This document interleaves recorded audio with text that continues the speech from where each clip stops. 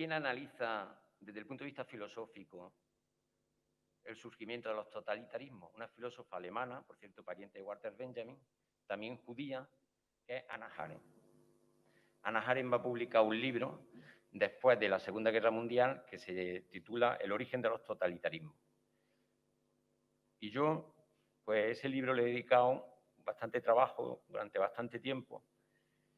Y mi sorpresa fue cuando, preparando esta conferencia, leo un libro de Niceto Alcalá Zamora, que comienza a escribir en 1937 y analiza mucho antes que Hannah Arendt los totalitarismos y los clava. Los clava. Seguramente que Hannah Arendt no plagió a Niceto. Lo que sí es cierto que Niceto se adelantó a Hannah Arendt en la descripción y además utilizando la misma terminología que luego utilizará Hannah Arendt. Bueno, de esas ideas que utiliza Hannah Arendt y pues la idea que ella subraya como origen del totalitarismo son la confusión entre pueblo y populacho, el pacto de la burguesía con la política y con el AMPA y la construcción y destrucción de los Estados-nación. Y también ahí podríamos meter y subrayar pues, todo lo que supone el tema del racismo que no surge con Hitler. O sea, el racismo ya estaba en Europa en el siglo XIX. Y recordad que en España se celebraba el Día de la Raza. Antes de Primo de Rivera, el Día de la Hispanidad era el Día de la Raza. O sea, esa idea del racismo estaba en Europa antes. ¿Qué hace Hitler? Recoge eso que ya está, le da un sentido y se lo dice a los alemanes. Bueno, pueblo y populacho.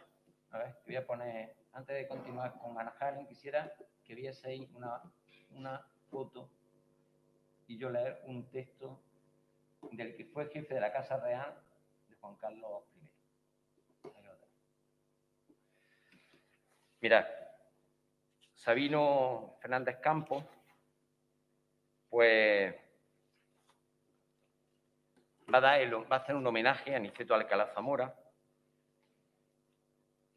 en la Real Academia de la Jurisprudencia en Madrid, cuando se cumplían 50 años de la muerte de don Niceto. Y don Sabino decía que él venía de la antípoda al pensamiento de don Niceto. Y bueno, parece que cambia de opinión don Sabino. Y en ese discurso que hace la Real Academia de la Jurisprudencia dice esto. A todos nos puede suceder que a través de las vicisitudes de la vida lleguemos a admitir la necesidad de los cambios si están basados en los que se producen en las personas con las que colaboramos, a las que servimos o prestamos nuestra lealtad, cuando la entrega no se ve correspondida con sentimientos o comportamientos recíprocos. Es preciso reconocer el valor de cambiar, cuando se estima que así lo exige un interés superior, el bien de la nación o un ideal de progreso que no puede estar atado a unas personas, a unos sistemas que fallan, nos desilusionan y revelan la necesidad de renovarse. Por eso ahora, a mi edad ya alarmante, esto es lo que sucede con la figura de don Niceto Alcalá Zamora y Torres.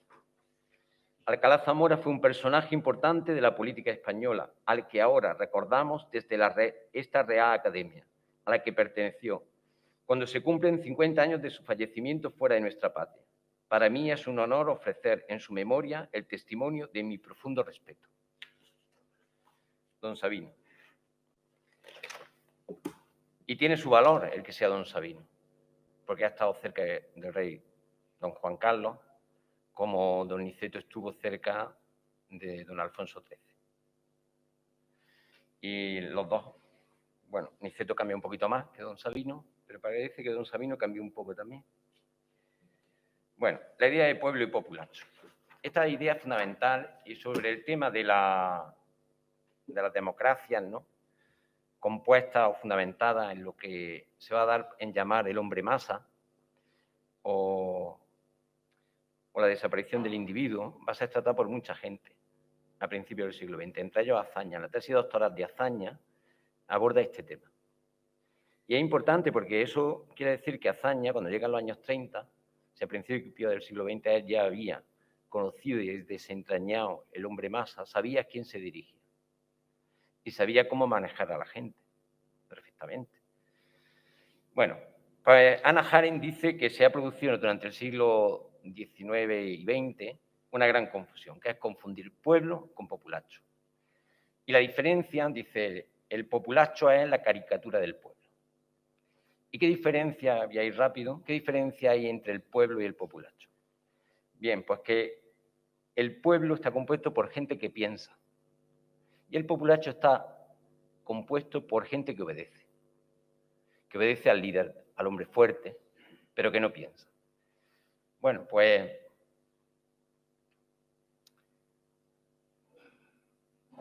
¿qué es pensar? Se pregunta Hannah Arendt. O sea, ¿cuál es la característica que hace que un hombre, una persona, no llegue a ser populacho y permanezca como pueblo? Dice, es un hombre que piensa. ¿Y el pensamiento qué es? El pensamiento es un diálogo del individuo consigo mismo. Y ese diálogo contigo mismo se interrumpe en el momento en que el que hay dentro de ti con el que tienes que dialogar se ha convertido, dirá Hannah Arendt con palabras textuales, en un diablo. Y ahí nadie quiere tener en su casa, en su vida ni en su alma a un ladrón o un asesino. Recurre ella a la obra de Shakespeare para explicar esto. Y ahí pues se interrumpe ese diálogo y el hombre se convierte en hombre masa. Eso lo va a explicar ella muy bien en una conferencia que da en 1971 sobre este tema, siguiendo el acto de pensar de Sócrates. Y yo he copiado de una entrevista que le hacían a un huelguista, bueno, una cosa muy importante. El populacho es gente de todas las clases sociales, no son los pobres. Dirá Hannah Arendt, el populacho está compuesto por los residuos de todas las clases sociales. Porque yo, y eso lo puedo corroborar, en los pueblos me he encontrado gente muy sencilla, sin estudios, con una conciencia de lo que está bien y de lo que está mal. Y con una lealtad a su propia bondad que ya la hubiese querido yo encontrar en otro ámbito. Bueno, yo tengo aquí una entrevista que le hacen a un huelguista y que muestra muy bien lo que supone el hombre masa. Bueno, y dice, la entrevista dice esto. He aquí la psicología de un huelguista que fue mi condiscípulo allá por los verdes años del instituto, dice el periodista. ¿Por qué ha abandonado el trabajo? Por mandato de la junta directiva. ¿Por qué anda alborotando en la calle expuesto a un peligro cierto? Por mandato de la junta directiva. ¿Qué piensas lograr? ¿Qué persigues? ¿Qué es lo que en definitiva pretendes? Ah, ya lo sabe la junta directiva. Pero vosotros no, nosotros realmente no sabemos nada, es la dirección. Eso es el hombre masa. Y eso es el populacho. Cuando yo renuncio a pensar. Eso le lleva a ella, a Hannah Arendt, a descubrir todo esto a partir del juicio también de Eichmann, ¿no? Si os conocéis el juicio en Jerusalén. Bueno, la relación entre burguesía, populacho y AMPA. ¿Cuál es esa relación que se establece? La gran burguesía inglesa se ha enriquecido ilegalmente con la explotación de los trabajadores. Y en España con la desamortización. Y, por lo tanto, ha hecho un pacto, esa burguesía inglesa, al tener tanto dinero, Inglaterra se convierte en un espacio muy pequeño para invertir y lo que invierten ya en Inglaterra no es rentable. ¿Qué ocurre? Que entonces tienen que salir los grandes inversores fuera de Inglaterra. ¿Y con quién se van? Pues se van con el populacho, con aventureros de la clase noble, con aventureros de los burgueses, los propios burgueses y también gente de los pobres, pero también de esta clase popular que forman parte del populacho.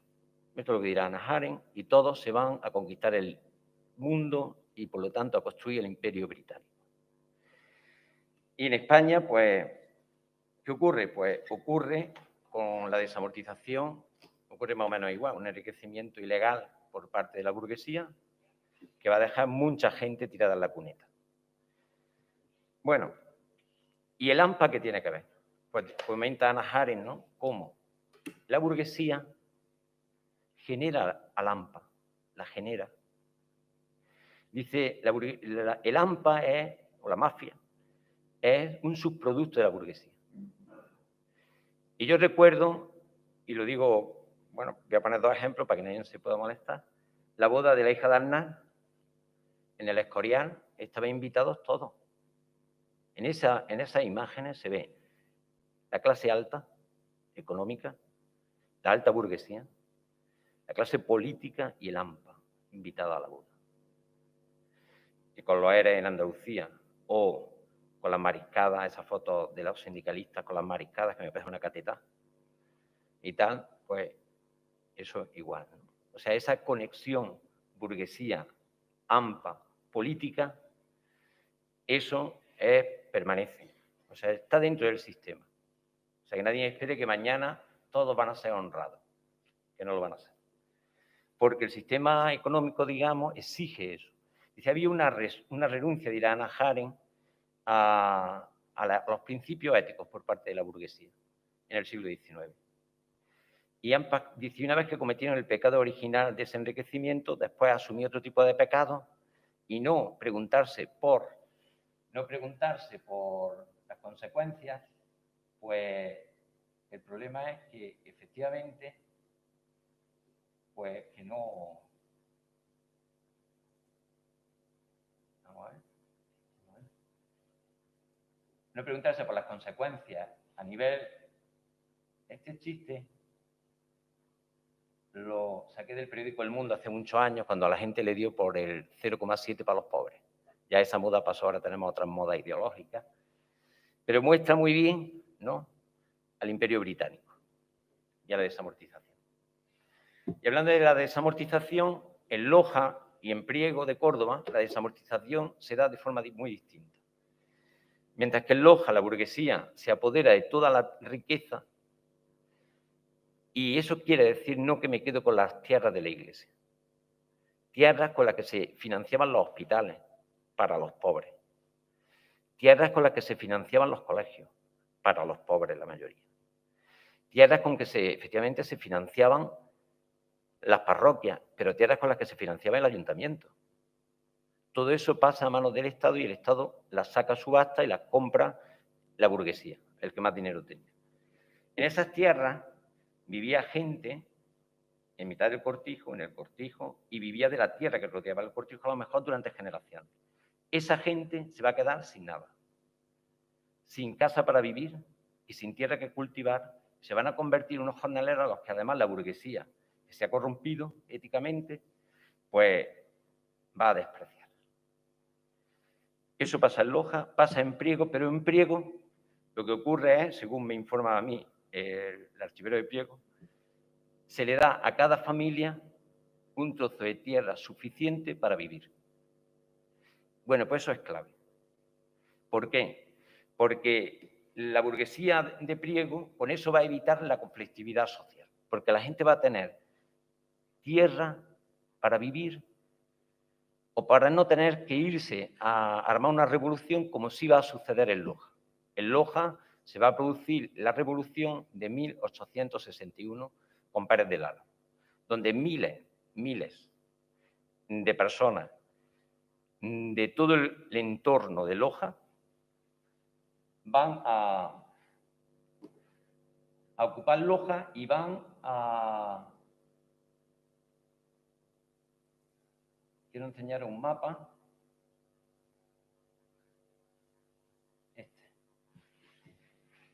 Bueno, aquí vemos la tierra.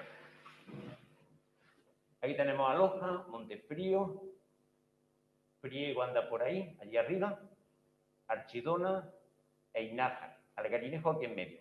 Algarinejo es clave, porque es el puente entre Priego, la zona de Córdoba y Granada. Y aquí confluyen 3 provincias, o 4, Granada, Córdoba, Jaén y Málaga. Es un sitio especial. De ahí surge Narváez, primer ministro con Isabel II varias veces, y de ahí surge en menos de 100 años Niceto Alcalá Zamora, jefe de Estado. ¿Qué estaba pasando ahí? O sea, ¿qué pasaba en esa tierra que ha dado personajes clave en la historia del país? Y no lo ha dado otra tierra, ni Galicia, mira que Galicia ha dado cabras. Bueno, pues ¿qué pasa ahí? ahí se va conformando, se van extendiendo la masonería. No solo la masonería de la última hornada, sino todas esas sociedades secretas que se van a ir implantando en toda esta zona y que el cabecilla, el que empieza, es el tío de Eugenia de Montijo.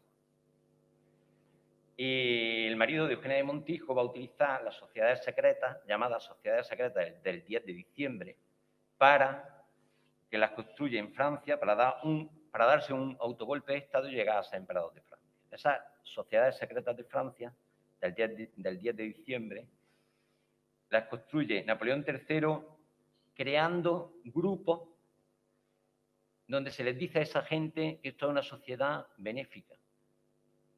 Pero el cabecilla de cada grupo, sin que la gente lo supiese, era un policía. Llegado el momento en el que Napoleón III quiere acceder al poder, lo que va a hacer es activar todas esas sociedades secretas que lo van a apoyar. La gente normal que se había apuntado a esas sociedades no sabían que el cabecilla de cada una de ellas era un policía secreto. Y lo va a llevar al poder. Bueno, pues este tipo de sociedades van a estar en toda esta zona. Y el primero en promocionarla es el tío de Eugenia de Montijo, séptimo conde o marqués de Montijo. Él es el dueño de Huetortaja. Por aquí anda Huetortaja, jurisdicción de Loja. Y si vais a Huetos, pues allí veréis pues, que hay un torreón todavía, pues, los restos de la casa de ellos. Allí. Bueno, él es el representante, el gran maestre del Gran Oriente en España. Muy interesante también porque más tarde, a finales del 19, el gran maestre de Oriente, Moraita, se va a presentar por diputado en 3 ocasiones por Loja. Y las 3 va a ganar las elecciones, que va a salir de diputado. Cuando va a presentarse como candidato a las Cortes por Barcelona, pierde. O sea que en Loja había mucha gente en la masonería y en estas sociedades secretas. Y cuidado porque aunque había masones que no eran católicos, muchos masones eran muy católicos. No pensemos en una masonería de la última hornada, sino en una masonería que está surgiendo. Bueno, ¿qué ocurre? Aquí surge Pérez del Álamo, el de la Revolución, crea una sociedad secreta. Esa sociedad secreta va a ser igual que la de Napoleón III, va a tener ese carácter de beneficencia para la gente, pero va a decir Pérez del Álamo que por dentro no era eso. Por dentro querían corroer a la monarquía todo lo que pudiese. Y de hecho, pues estalla la revolución y mucha gente que va a esa revolución es gente que deseaba cambiar las cosas porque estaban sufriendo. O sea, no porque fueran malos revolucionarios, sino porque era gente que se había quedado sin casa, sin tierra y sin futuro. Y porque si a la iglesia y a los ayuntamientos le habían quitado las tierras, se le habían repartido 4 en el pueblo, ellos querían su parte. Y es lógico. Pero ahora las tierras eran de la burguesía y la burguesía no estaba dispuesta a compartir nada, sobre todo en Loja. Bueno.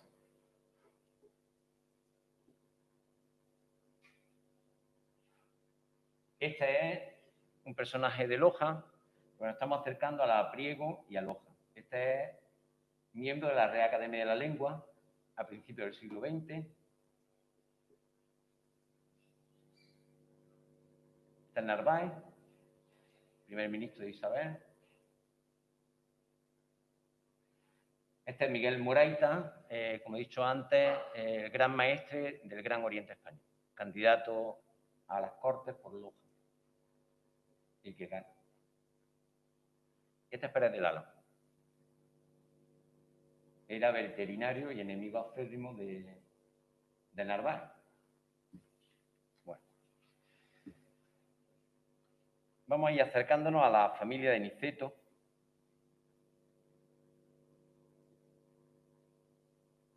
¿Qué dice Niceto de su familia? Niceto va a decir de su familia que este es un tío de él. Muchos historiadores dicen que Niceto fue un provinciano. Y eso quiere decir que no estaba en el núcleo del poder que estaba en Madrid. Bueno, pues este tío de Niceto fue diputado pero va a tener mucha más gente, muchos más familiares diputados. Está José Alcalá Zamora y Franco, que fue diputado, Gregorio Alcalá Zamora Caracual, tío carnal de don Niceto, diputado y senador, Luis Alcalá Zamora Caracual, diputado y senador, y también tío carnal de don Niceto. Y el tío, un tío materno, también fue diputado por Jaén, creo yo, porque era natural de Alcaudete, donde era la madre de don Niceto. Y el padre de don Niceto intentó hacer carrera militar, pero por problemas de la vista no pudo desarrollarla. Bueno, el más interesante de todo, aunque este es José, bueno, hay uno que es Gregorio, que creo que no tengo la fotografía. A ver, este es el padre de don Niceto. Este es el más interesante para mí. Este es el tío de don Niceto, que fue diputado y que fue cura. Y no solamente fue cura, sino que fue obispo de Cebú. Era una de las manos, o la mano derecha, del general Prim. Sabéis que el general Prim es el que va a traer a Amadeo de Saboya y va a hacer el cambio de los Borbones a los Saboya. Bueno, él va 2 veces a entrevistarse con don Amadeo de Saboya. La primera vez va a un bautizo de uno de los hijos de don Amadeo y la segunda vez va por él para traerlo a España.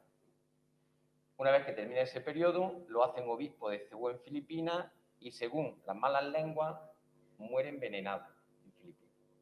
Es muy interesante desarrollar esos aspectos, por qué muere allí, porque hay un conflicto entre España y Filipinas muy significativo. Vamos, que va a llegar a la independencia de Filipinas y cómo Filipinas estaba controlada por las órdenes religiosas, no por el clero diocesano, y él va como obispo diocesano. Él crea un periódico dirigido a los curas de España, se llama La Armonía, para hacer que los curas españoles se apunten, digamos, al liberalismo más progresista. Bueno, pues ese periódico de los curas de Granada se apunta nada más que uno, el de Algarinejo. O sea, volvemos al Algarinejo y vamos a volver reiteradamente. Este hombre realmente es muy interesante, aunque ha pasado desapercibido.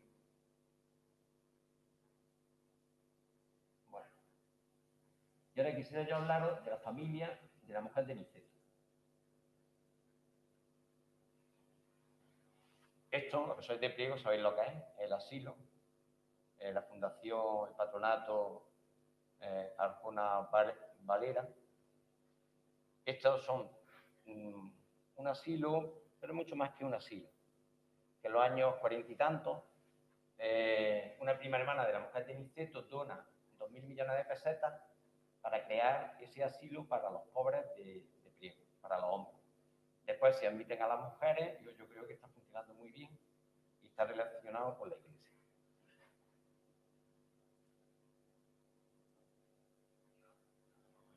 Esta es la mujer de don Niceto, cura Castillo Vidabur.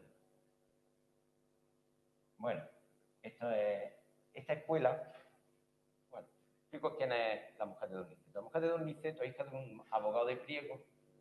Ese abogado de Priego está casado con la hija de un vasco que está contra los carlistas y que se ha refugiado en Priego de Córdoba y que es músico. Natalia Vidabur es la mujer. Pero el padre de ella, el suegro de Niceto, Enrique Castillo Aguilar, está emparentado con el ministro de Fomento en la época de la Guerra de la Independencia. En ese momento en el que la Guerra de la Independencia se produce, es muy importante este hombre porque controlaba la Gaceta, la imprenta y los caminos, las comunicaciones. Bueno, pues desciende Enrique Aguilar Castillo Aguilar, de este ministro. Y la hija de este ministro se va a casar con los condes de Oñate. Y por lo tanto sus primos, los primos del padre, de la madre de Enrique Castillo Aguilar, es la condesa de Oñate y todos los descendientes. La condesa de Valencia de Don Juan y todo eso. Y esto lo digo Y tiene la importancia siguiente. Mira, yo estuve de capellán en el hospital, en Ruiz de Alda, y cuando entraba en el ascensor del personal, si tú no tenías la misma graduación que el cirujano no te decía ni buenos días. Solamente el carpintero hablaba con todo el mundo. Y la mujer de Niceto llega a ser lo que fue la reina Victoria y lo que ha sido la reina Sofía. Y en ciertos ámbitos, en torno a Alfonso XIII, pudo ser despreciada. Pero no tenía ningún motivo, porque ella posiblemente era mucho más que muchos de ellos. Uno de los primos del padre, descendiente del ministro estudia en Londres desde niño. Se casa con la amante del duque de Wellington. Después se divorcia, ¿no? ¿Por qué? Y fue senador y tal, ¿no? Este tipo de familia. Y por el apellido Aguilar, todos son arquitectos, y por el apellido García Berruguilla también participa en la construcción de la Plaza Mayor de Salamanca, en la Cartuja de Granada y en la Cartuja del Paula. Y aquí ya no continúo porque, bueno, fijaos vosotros que ella va a tener unas primas hermanas y primas segundas muy interesantes. Esta foto la cogí el otro día de Facebook de un colegio de La Habana, de Cuba. Es de su prima. El nombre es Escuela de Primaria María Cristina Aguilar. Es prima de la mujer de Niceto, y lo interesante no es que fuera inspectora de educación antes de Fidel Castro, sino que lo interesante es que el hermano de esta Cristina se llama Patricio Aguilar también, y en 1931 está en Madrid como interventor en el distrito, en Chamberí, el distrito por el que se presenta don Niceto, y en la mesa electoral donde se va a presentar don Niceto, donde va a votar don Niceto en las elecciones municipales. Y va a estar de interventor siendo súbdito cubano. Cosa bastante extraña, puesto que él no era español, pero ahí está. Y después lo ficha el franquismo, y en Archivos Pares se puede ver su ficha y tal. Eso es lo que hace interesante a esta mujer. Otras primas de la mujer de don Niceto era la directora de la Escuela de Niñas de Granada. Esta es la casa de don Niceto en Priego, y esta es la casa de un notario, que es tío de la mujer de don Niceto, tío abuelo de la mujer de don Niceto. Esta es obviamente una casa nueva. Bueno, pues el notario de Priego, Patricio Aguilar, este Patricio tiene una biblioteca que cuando él muere se queda ahí, y que yo creo que es la que va a utilizar don Niceto para formarse, porque don Niceto va a decir que estudió Derecho pidiendo libros prestados. Y la biblioteca, que sea así que la he encontrado porque tengo la relación del libro en el testamento, va a encontrar muchos libros de Derecho y va a encontrar 2 libros sobre la historia de Francia. La historia de los girondinos y la historia de la restauración en Francia. Y esos 2 libros, bueno, son varios volúmenes, van a narrar la ideología que va a mantener don Niceto durante todos estos años. Bueno, voy a saltarme mucho y vamos a don Niceto. Bueno, don Niceto, cosa que todo el mundo sabe, que nace en Priego, que estudia en Cabra por libre, que estudia Derecho en Granada por libre, y que se doctora en Derecho por Madrid, y que con 21 años es número 1 en sus oposiciones como abogado del Estado. Que una vez que consigue la plaza vuelve a Priego, se casa con su señora y se marchan a vivir a Madrid. Y en 1903 entra en el círculo de Romanones, en la parte más progresista del liberalismo español, y ahí va a permanecer en ese liberalismo. En 1906 consigue ser diputado por primera vez por la Carolina, y después voy a decir 2 cosas nada más que me parecen clave, que es Maura intenta ser el primer ministro en 2 ocasiones e intenta una revolución que se llama la revolución desde arriba. Se han ido acumulando una serie de problemas muy graves en España, y esos problemas hay que solucionarlos. Y prefiere hacer una revolución desde arriba a que la revolución surja desde abajo. Problema del caciquismo, que había que eliminarlo. Problema de que no estaba representado en el Parlamento toda la realidad social que había en el país. Solamente esos 2 partidos, liberales y conservadores, aunque los 2 partidos liberales y conservadores se van a subdividir en 2 grupos muy diferenciados unos de otros. Y si encuentro la fotografía, os enseño una fotografía de don Niceto y toda la izquierda de la época, en Granada. Si no, luego la enseño. Bueno, va a ser ministro en 2 ocasiones. Esas 2 ocasiones en las que va a ser ministro, una va a ser en Fomento y la segunda vez, son 1917 y 1923 va a ser ministro de la Guerra. Y el año 1917 es muy importante por varias cosas. Primero, porque los militares tenían grandes conflictos internos. Uno de los problemas que tenía era que no se ascendía si no te ibas a la guerra a Marruecos. Y se crean las juntas militares de defensa. Y esas juntas de militares de defensa se van a imitar constantemente en todos los grupos sociales. Juntas de zapateros, juntas de sastres. Se va a crear muchos grupos que van a reivindicar sus derechos. 1917. 1917, los catalanes convocan a todos los diputados catalanes y van a una reunión en Barcelona. Después de ese éxito, convocan ya no a todos los diputados catalanes, sino a todos los diputados españoles. Y van todos, excepto los del grupo de Maura. ¿Y qué piden? Piden un gobierno de concentración nacional que convoque un parlamento, que sea un parlamento, unas cortes constituyentes, que buscan en el fondo el Estatuto Catalán. Y se convoca en 1917 una huelga general. Y la burguesía catalana que estaba detrás de estos diputados catalanes se asusta y entonces pues deja sus pretensiones y los militares igual y se unen para que la huelga general no tenga éxito y lo consigue. O sea, ahí todo se esfarata y todo deja de tener éxito. Bueno, ¿qué ocurre? 1923, Donizeto es ministro de la Guerra. Y en España está el grave problema de Marruecos. Y está el problema de Anual, donde han muerto miles de soldados españoles. Hasta tal punto que una vez que son hechos prisioneros y se han rendido, 3.000 soldados españoles son fusilados. Hasta tal punto que eso se va a repetir no una vez, sino varias. Y ya sabéis vosotros que se manda entonces una investigación que va a realizar el tío del pintor Pablo Picasso, se llama el informe Picasso. En ese informe Picasso lo que parece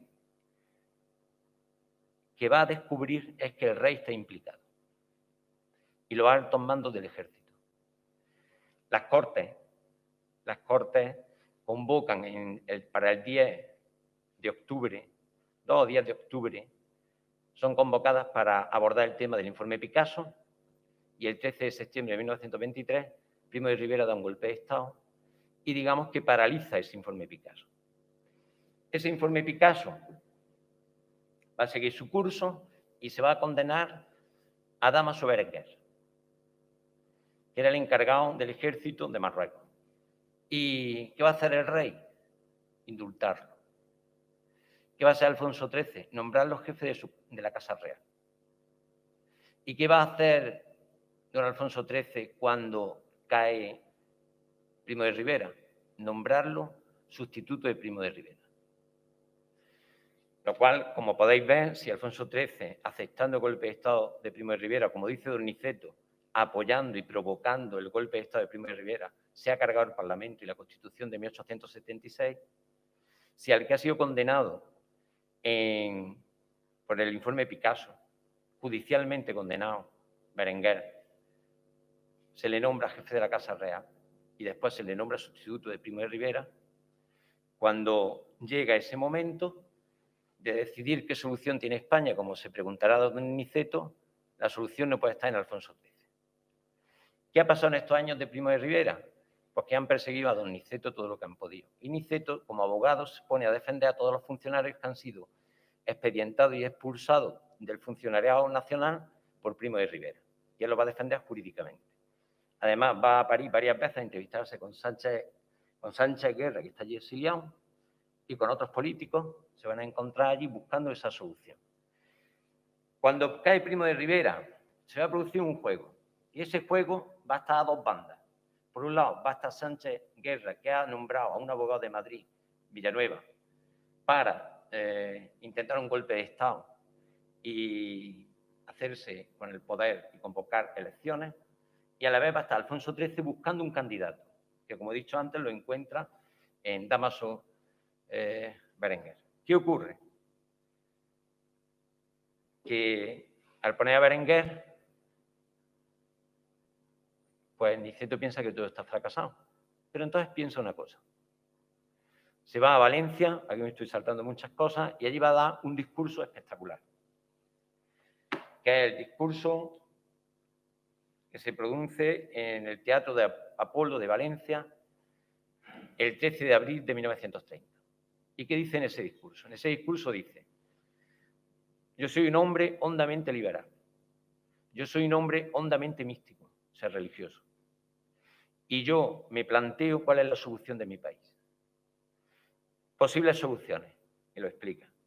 Que continúe Alfonso XIII. No puede continuar, ¿por qué?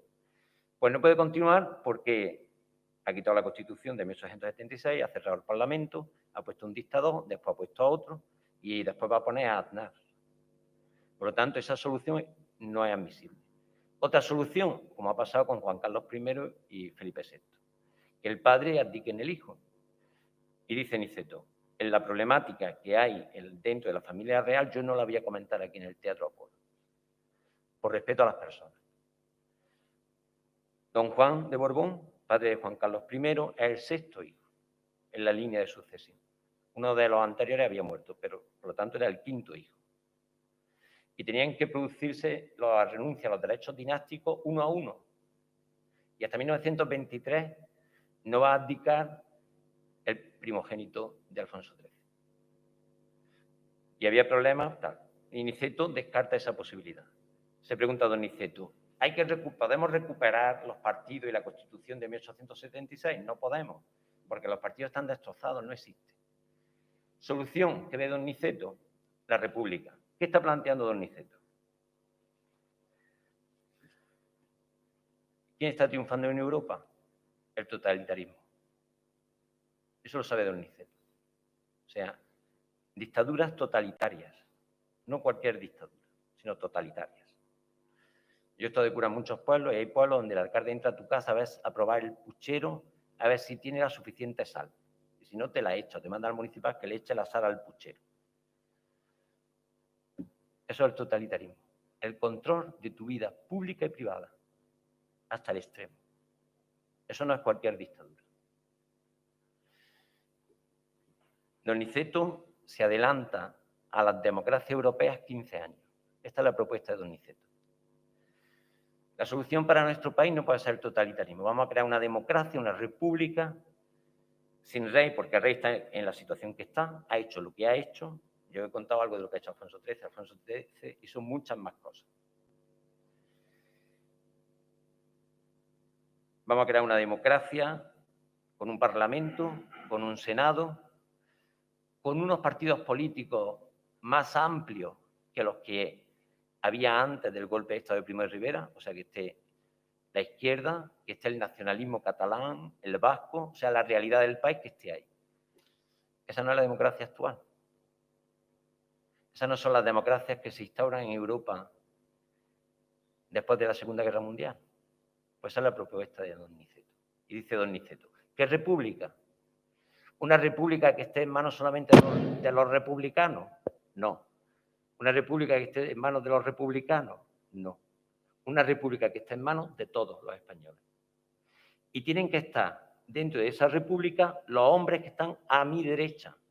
¿Y dónde está situado políticamente don Niceto? En el centro.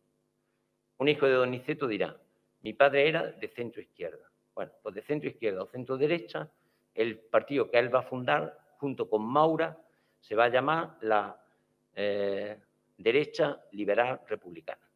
O sea, él se va a presentar como de derecha. Y va a intentar integrar a todo el país. Eso no le va a salir, eso va a fracasar. Y va a fracasar primero porque Alfonso XIII no va a parar de intentar desestabilizar el país. Alfonso XIII va a ver al Papa y le pide que excomulgue a Pío XII, perdón, va a ver a Pío XI para que excomulgue a Niceto y a Maura. Esto acaba de salir en la documentación que ha se ha publicado desde el Vaticano y que es una colección de documentos generados en la Nunciatura española durante ese periodo. Y está el golpe de Estado de Sanjurjo y después está a la izquierda. Y está Azaña. En 1931 se comienzan a quemar conventos e iglesias. ¿Y qué dice Donizeto? Donizeto se echa a la calle en un coche con otra persona a recorrer las calles de Madrid. Y dice, ¿quién ha quemado las iglesias y los conventos? La ha quemado gente que ha sido indultada de la cárcel y que es lo más bajo de Madrid. Y han sido pagados.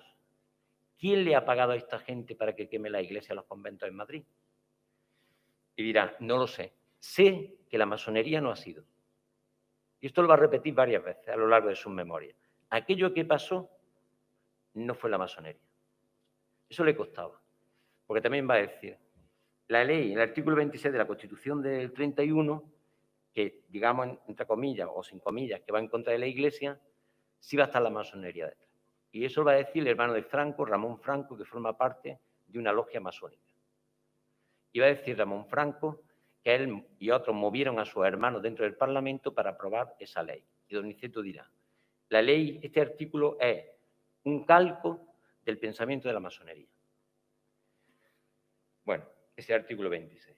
Ahora, ¿quién se beneficia de la quema de iglesias y conventos? Azaña y Fernando de los Ríos. Y se beneficia Azaña y Fernando de los Ríos, según dice Donizeto, dice, inexplicablemente Azaña impide que actúen la Guardia de Seguridad para impedir la quema de iglesias y conventos. Al que yo se lo digo, dice Donizeto. Dice, y se me escapan, literalmente dice Donizeto, se me escapan los motivos por los que Azaña no intervino. Azaña, que no era del Partido Socialista, o sea, que mucha gente lo piensa que era. Azaña, cuando se apruebe el artículo 26 de la Constitución contra la Iglesia, llama a su familia y le dice a su familia, todo va según lo esperado. Y lo que espera, o deja caer Donizeto, que lo que espera Azaña es que Donizeto presente la dimisión. Y Donizeto, después de ese artículo, va a presentar la dimisión. Ahora bien, ese artículo no es tan terrible. Eso también hay que decirlo.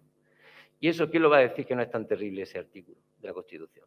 Lo va a decir Rafael Sánchez Guerra, secretario de la Presidencia de la República. Y va a decir, bueno, Rafael Sánchez Guerra va a entrar de monje dominico en Navarra. Y va a escribir varios libros. Uno de ellos desde mi convento. Y en el libro Carta a mis nietos, que tiene poco de cartas y a sus nietos menos, va a explicar que la República no estuvo tan agresiva con la Iglesia.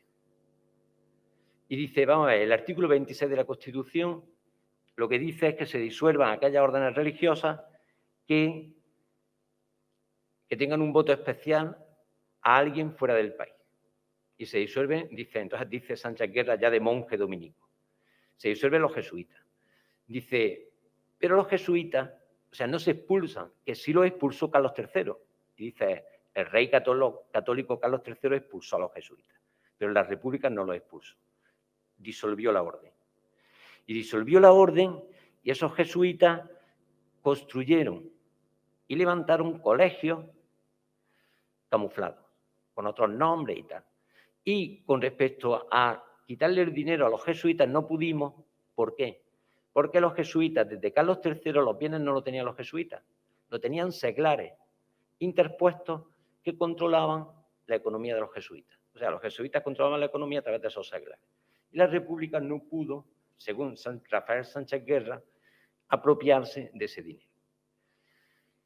Y dice Sánchez Guerra, y yo a mi hijo los pude educar sin ningún problema en los maristas en Madrid, católicamente. Estamos hablando de la República, no de la Guerra Civil. La Guerra Civil es otra historia. Bueno, ¿qué ocurre con Donizeto? Donizeto en ese discurso en el Teatro Apolo, en ese discurso del Teatro Apolo lo que va a decir es que en el Senado, que es necesario que esté, tiene que estar representado no por los nobles, como senadores vitalicios, sino por los radicales, los republicanos, por los intelectuales, los librepensadores y por la Iglesia. Y dice él textualmente: sí, señores, en el Senado tiene que estar el arzobispo de Valencia, os digo más, el cardenal de Toledo, que es el primado. Esa es la propuesta de don Niceto. El Senado no se va a aprobar y no va a salir el primado, el Senado, porque se van a oponer,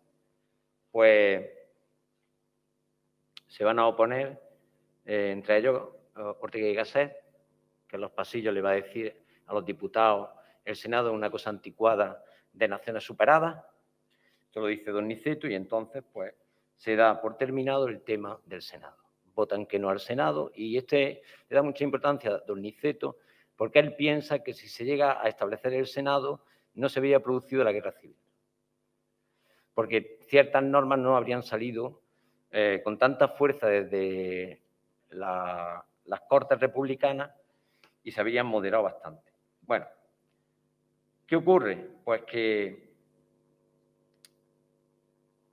se produce las elecciones del 31, se queman las iglesias y se aprueba el artículo 26 de la Constitución. Bueno, en ese artículo, para aprobarse ese artículo, va a participar con mucha fuerza Fernando de los Ríos. Y Fernando de los Ríos, diputado por Granada, que era católico, Fernando de los Ríos le va a escribir una carta a su mujer, estando en Nueva York, en 1927, diciéndole: dile a la niña que lea todas las noches el Sermón de la Montaña, que rece el Padre Nuestro y que haga examen de conciencia.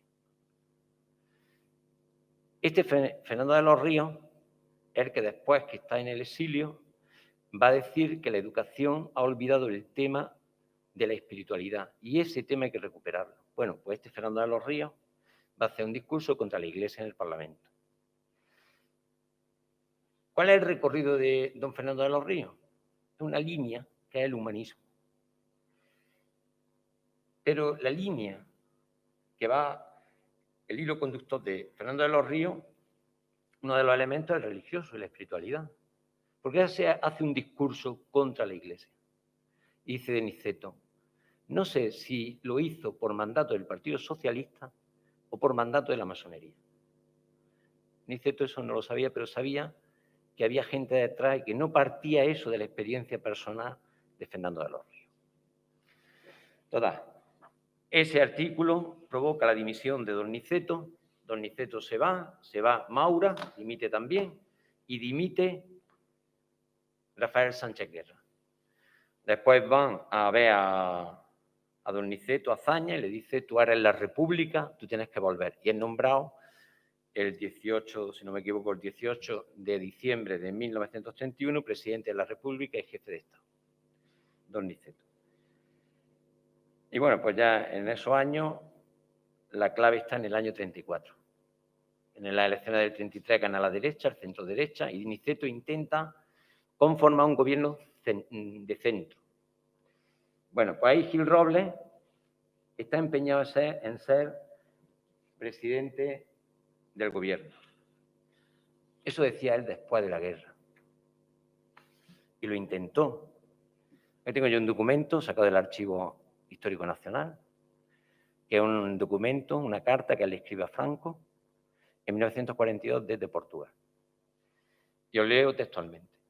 Las elecciones generales de 1933 dieron a la CEDA no la mayoría, sino menos de una cuarta parte de los miembros de la Cámara, 117, de un total de 474 diputados. Consecuentemente, con su orientación, la CEDA inició su política evolutiva. Bueno, él va a decir que no puede ser primer ministro en ese documento porque no tenía capacidad ni poder suficiente para hacerlo, porque no lo había votado la gente. Era el partido más votado, pero no mucho más que otros. El de Lerroux había sacado 102 diputados. Entonces Niceto, que tenía la prerrogativa por la Constitución del 31 de conformar gobiernos, incluso extraparlamentarios, compuestos por gente que no fuera diputada, conforma un gobierno de centro-derecha, porque Gil Robles va a ser ministro de la Guerra. Y Gil Robles va a ascender a Franco, a Fanjul, que va a ser su secretario, y Fanjul le va a proponer dar un golpe de Estado, y Gil Robles se va a negar. Y, por lo tanto, no estuvo fuera del poder Gil Robles, porque hay muchos historiadores de derecha que se encabezonan en que Gil Robles tuvo que ser primer ministro y que fue el error de Niceto. Pues no fue ningún error de Niceto. Primero, era legal, él tenía esa potestad. Segundo, no tenía ninguna mayoría absoluta Gil Robles para ser primer ministro. Y segundo, nombra primer ministro a Lerroux, que era el segundo partido más votado, buscando centrar la República. O sea, que los extremos, tirar de los extremos para que la República no se rompa. Es lo que intenta don Niceto con esos gobiernos. Pero después surge el extraperlo.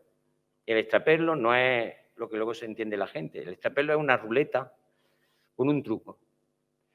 Que el dueño de la ruleta puede hacer que gane el que él quiera. En España los juegos de azar estaban prohibidos. Y esa ruleta la traen unos extranjeros y sobornan al primer ministro, a Lerroux. Lerroux le dice, te apruebo la ruleta en España si me da el 25% de los beneficios. A mi sobrino le da el 5%, al ministro de la Gobernación 100.000 pesetas y tal. La policía pilla la ruleta y la prohíbe porque está legalmente imposible. ¿Qué ocurre? Que le presentan los dueños de la ruleta una denuncia a Niceto. Le dicen, usted me tiene que devolver a mí todo el dinero que yo he puesto para corromper a sus ministros. Don Niceto se queda a cuadros y hay fuerza que Lerroux dimita. Dimite Lerroux, que no quería dimitir, como es obvio, y ahí Gil Robles se empeña otra vez en volver a ser primer ministro. Y no lo nombra primer ministro. Pero Gil Robles va haciendo imposible el nombramiento ni el aguante de ningún gobierno nuevo. Y pasa algo que yo creo que es de las claves, año 34. Levantamiento de Asturias, octubre de 1934, y ese mismo octubre Cataluña se declara Estado independiente.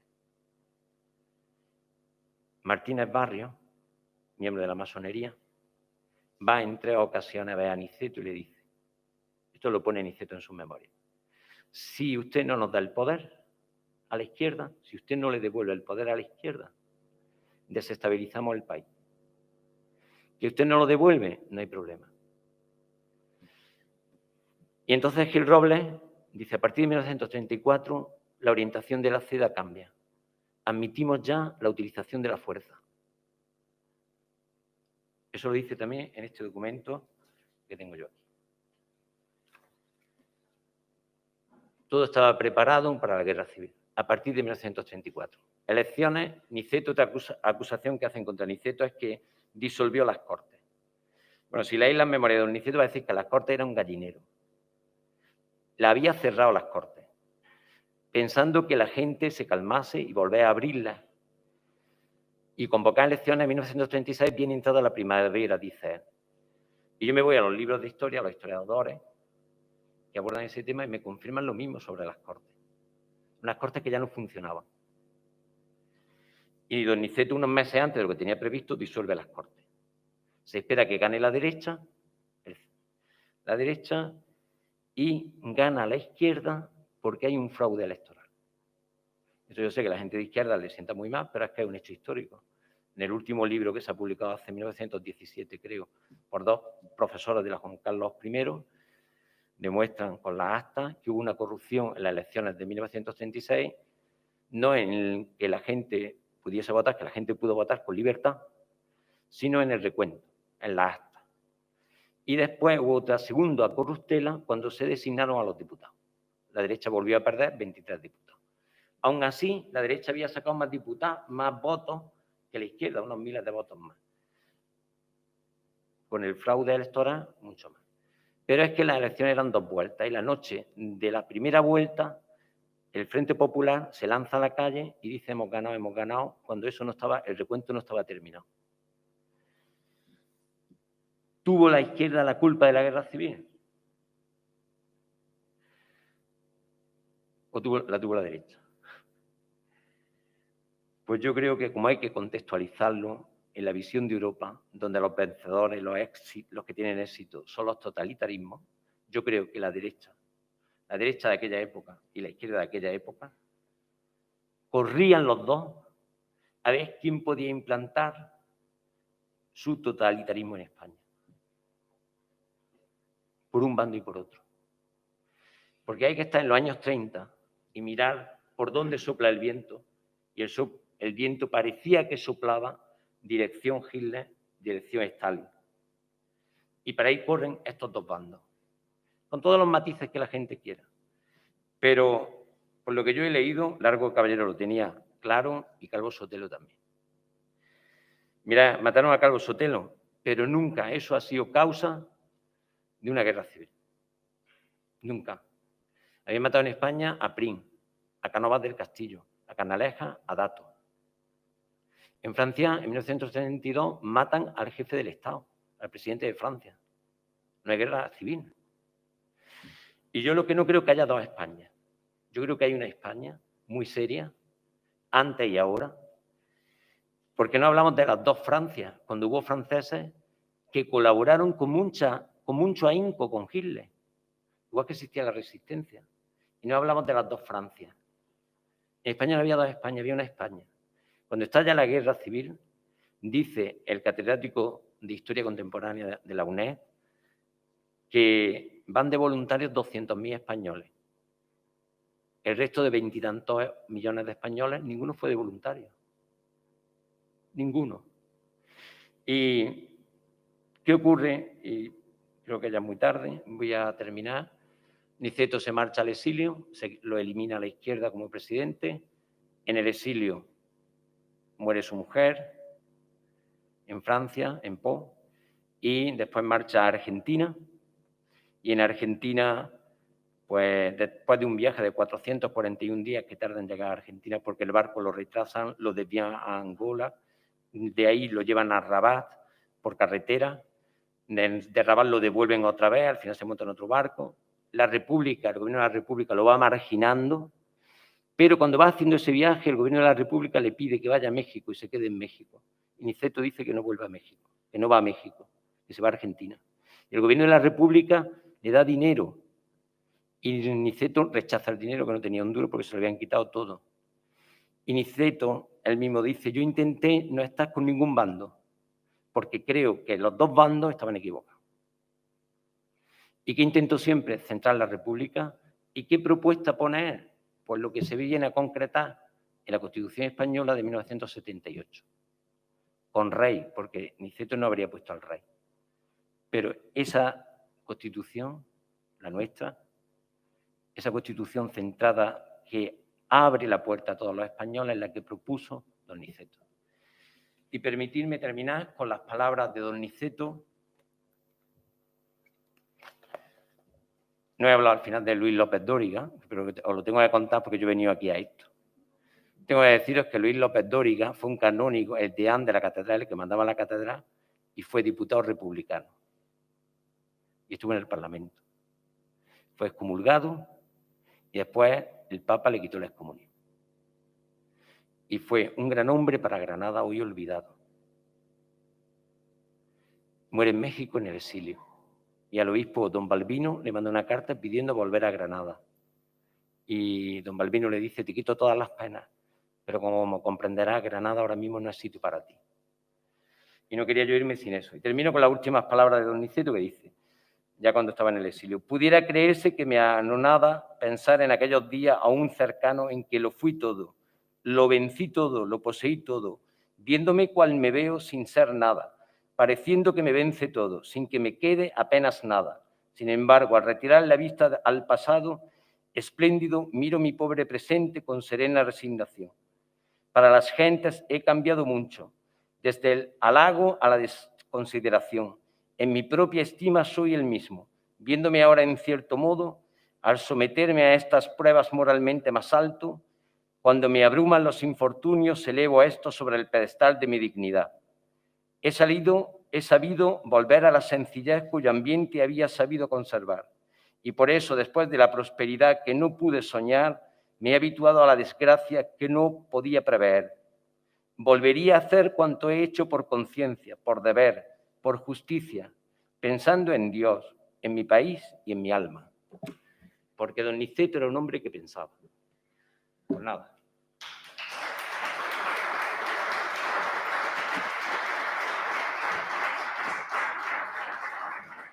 Daros las gracias y deciros que don Niceto da para mucho más. Yo aquí he dado un Por poquito supuesto. nada. Bueno, siempre se puede retomar una segunda sesión. No. Muchísimas gracias, José Antonio. Nada. Bueno, me ha parecido la charla interesantísima. Si quieren, podemos abrir un turno de debate, hacer algunas preguntas, algunas consultas, alguna intervención.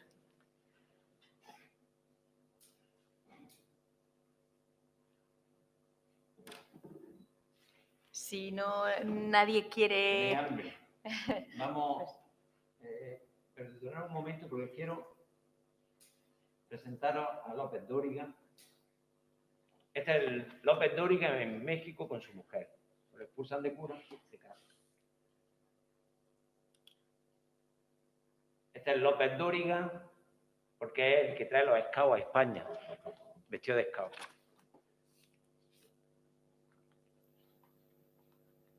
Este es López Dóriga de cura. Era sobrino del arzobispo de Granada. Pero yo no hablo más. Tendremos que hablar de él. Tenemos que hablar de él. Sí. Bueno, pues si quieren, retomando la figura de Niceto Alcalá Zamora, si hay alguna pregunta, si no, lanzo yo algo. Hemos pasado de puntillas por el tema de las dos Españas, en cierto modo hemos hablado del turnismo.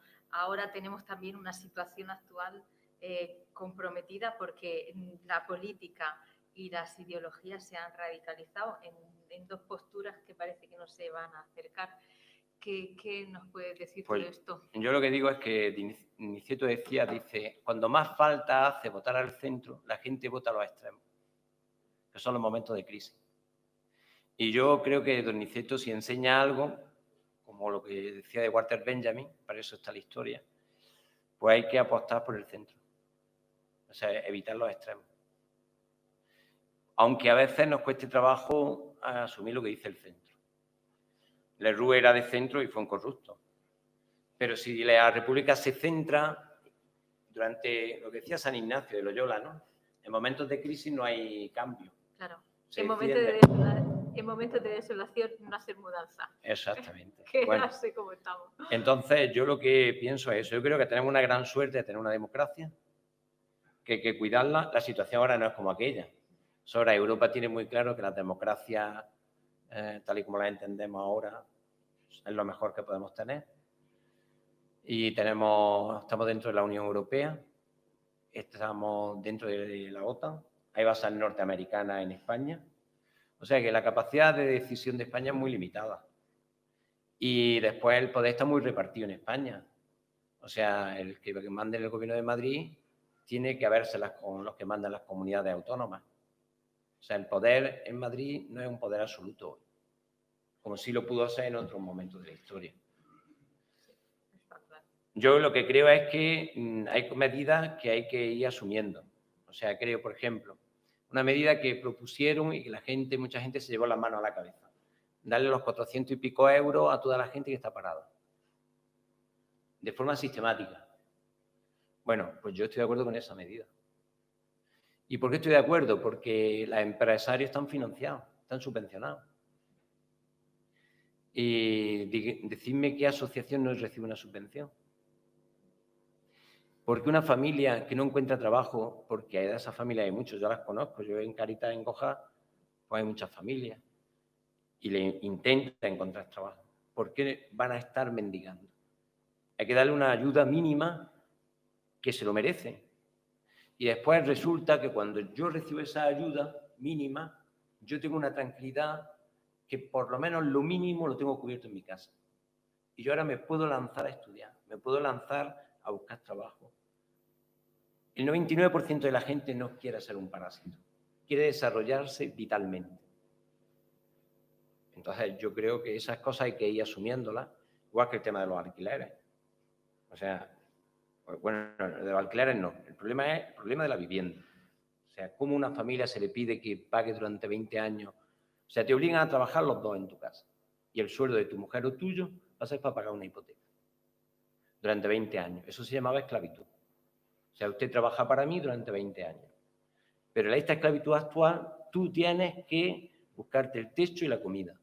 Bueno, esos son problemas que, como pasaba en el siglo XIX y principios del XX, se van acumulando y no se van resolviendo. Y eso es lo que puede estallar en el futuro. Y hay que resolverlo. Un momentico, que le vamos a pasar el micrófono inalámbrico para que se pueda escuchar.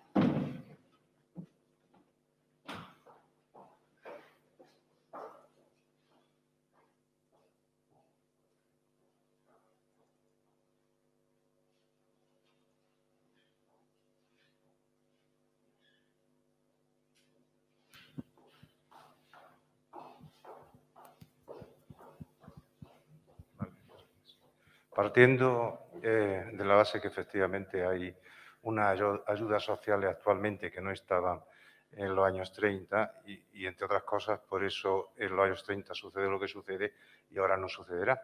Pero situándonos en la época de Niceto Alcalá Zamora, a mí siempre me pareció, hace ya tiempo que leí su memoria, su diario, Asalto a la República, un diario que había estado perdido, secuestrado y que finalmente apareció. Ahora, pues eso, 15 años aproximadamente. Al leerlo siempre tuve la impresión, a pesar de la admiración que está claro que profesa, siempre tuve la impresión de un hombre pusilánime.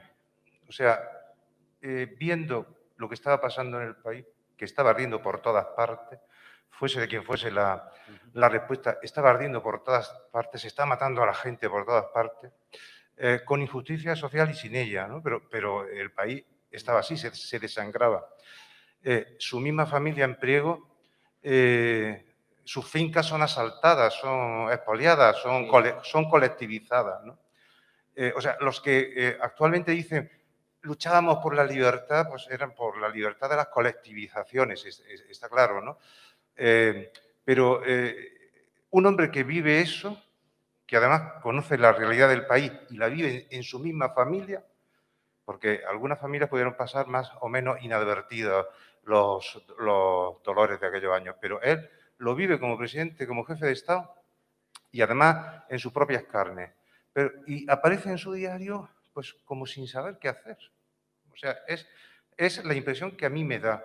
Me gustaría conocer pues, su opinión. Las memorias que tú leíste serían seguramente las primeras que se editan, que son una memoria que reescribe el Po, que se publica en España en 1971. Los cuadernos robados son 3 volúmenes y que se publican no hace 15 años, sino hace 3 o 4 años, que vamos, en la época de Zapatero. Zapatero es el que dice, se inventan en una cosa muy mentirosa, que es que un soldado robó los cuadernos. Eso es mentira. O sea, lo robó el gobierno, lo metió bajo llave y lo ha publicado cuando le ha convenido publicarlo. Y yo dudo que esté todo publicado, porque hay un salto de muchos años. Yo creo que el gobierno tendrá más documentación de Niceto no hecha pública. Yo no creo que fue pusilánime. Yo creo que ahí intentaba... A ver, yo no he explicado, no me ha dado tiempo a explicar todo esto. O sea, Niceto era una cabeza. Niceto organiza. Después del Pacto de San Sebastián, que yo no he nombrado, toda una trama para dar un golpe de Estado. Y se adelantan 2 militares, que es Galán y Hernández, los fusilan a los 2, y a Niceto y a todo el grupo lo meten en la cárcel. En eso participa un cura, amigo de Priego. Y monta un plan de huida de don Niceto, a través de un convento. Don Niceto yo creo que hace todo lo que puede hacer, pero si tú eres... O sea, por ejemplo, Calvo Sotelo se ha reunido con Mussolini y con el entorno de Mussolini. ¿Por qué Calvo Sotelo no se va a reunirse con Churchill? ¿Por qué no se reúne con el presidente de Estados Unidos para crear una democracia en España? Porque lo que están pensando crear en España es modelo italiano, modelo alemán. ¿Y por qué el otro extremo, Largo Caballero? Porque Julián Besteiro estaba en contra de la revolución de Asturias, del levantamiento de Asturias. Y Julián Besteiro estaba del PSOE, estaba en contra de la lucha de clases y dice, la lucha de clase es un concepto desfasado filosóficamente. Y lo está, lo estaba. Pero eso lo sabían 4. Niceto lo sabía. ¿Por qué? Porque lo que están pensando es los hombres de éxito, ¿quién son? Los 3 ateos de Europa. Stalin, Hitler y Mussolini. Para allá vamos. Y si tú eres presidente de la República, quita a Niceto, pon al que quieras. No podía evitar nada. Porque si los 2 grandes bloques están empeñados ya, no se fía ninguno uno del otro. Los 2 están empeñados en conquistar el poder para ellos solos. ¿Qué va a hacer? ¿Qué va a hacer? No, ahí se le achaca a un primer ministro de Niceto que cuando el 36 la izquierda sale, el Frente Popular sale a las calles, decíamos que ganó las elecciones, las pudo parar. Y Niceto de este ministro dice, huyó. O sea, no cumplió, porque aquello lo podía haber parado. Después estaba claro que Niceto estorbaba y por eso lo elimina. Pasan muchas más cosas. A Niceto le matan un hijo en la guerra. Los 2 hijos se vienen a España a luchar a favor de la República. Uno muere en el frente, el otro es hecho prisionero, lo mandan a Francia, de allí lo liberan. A su familia, como tú has dicho, efectivamente la machacan, la izquierda y la derecha. Primero la izquierda. O sea, siendo presidente de la República Niceto, a la familia de don Niceto en Jaén la cogen y la meten en la cárcel en Jaén sin haber hecho nada. Y tiene que llamar Niceto a Azaña, ¿qué pasa? ¿Que han hecho esto? Dice, no, que el gobernador de Jaén da una de cal y otra de arena. Eso es un putrerío. Claro. Y bueno, y después matan a muchos primos de la mujer de don Niceto. Curiosamente, en el viaje de Berlín a París, el vagón de tren donde viene Niceto y su familia comienza a arder. Y entran en Berlín en el vagón de las maletas. En septiembre del 36 matan a un primo de la mujer de Niceto en Algarinejo, fusilado, lo matan los nacionales. Y no estaba implicado en nada en política. Su prima, esta que yo he puesto aquí del colegio, inspectora de educación, casualmente a los 15 días muere en un trágico accidente de tráfico en Cuba. Su hermano había estado de interventor en las elecciones de Niceto, o sea, estaba en contacto con Niceto. Y otras muchas cosas que han pasado después, durante los 40 años, y que ha sufrido la familia de Niceto, que no ha sido poco.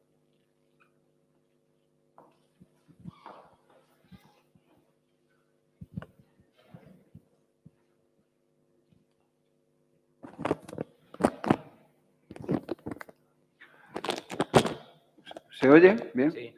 Tengo una inquietud que mi padre siempre me contaba, que don Niceto inició la reforma agraria en la parte de Priego. Y bueno, pues el don Niceto aparece que tiene 2 caserías, Cenascura y La Ginesa. Sí. Un tío mío político era el cartero de La Ginesa. Sí, sí.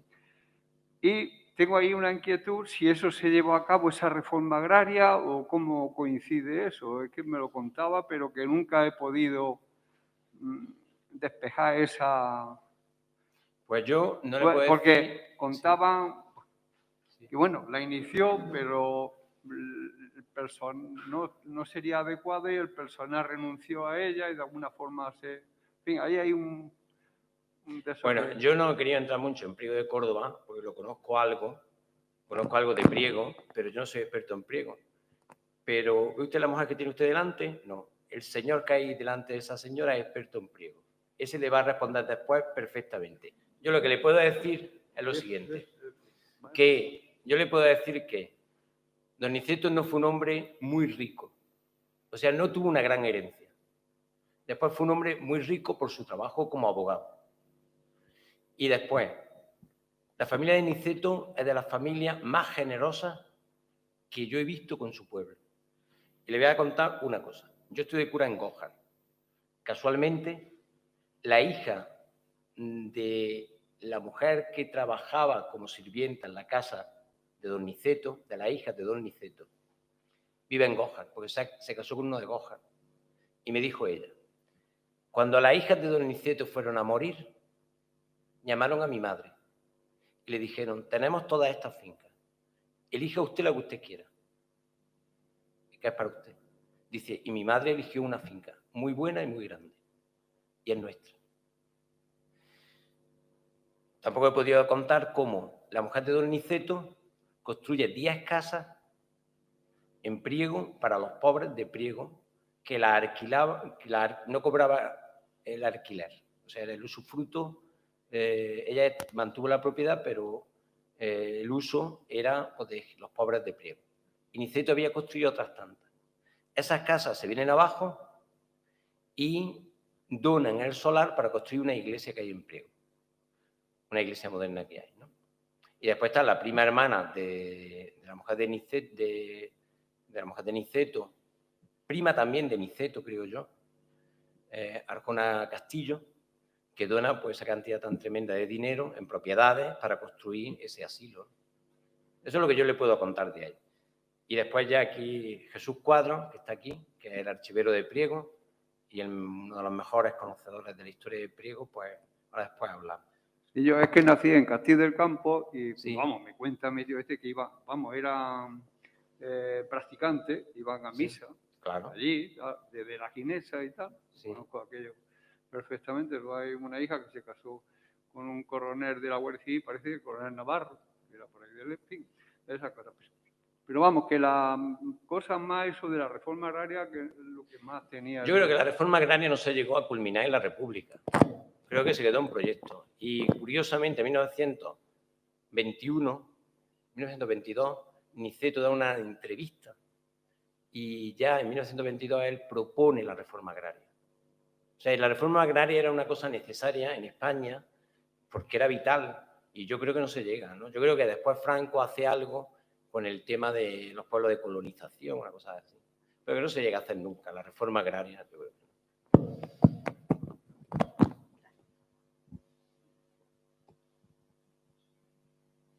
Bueno, yo creo que es que hay que comer.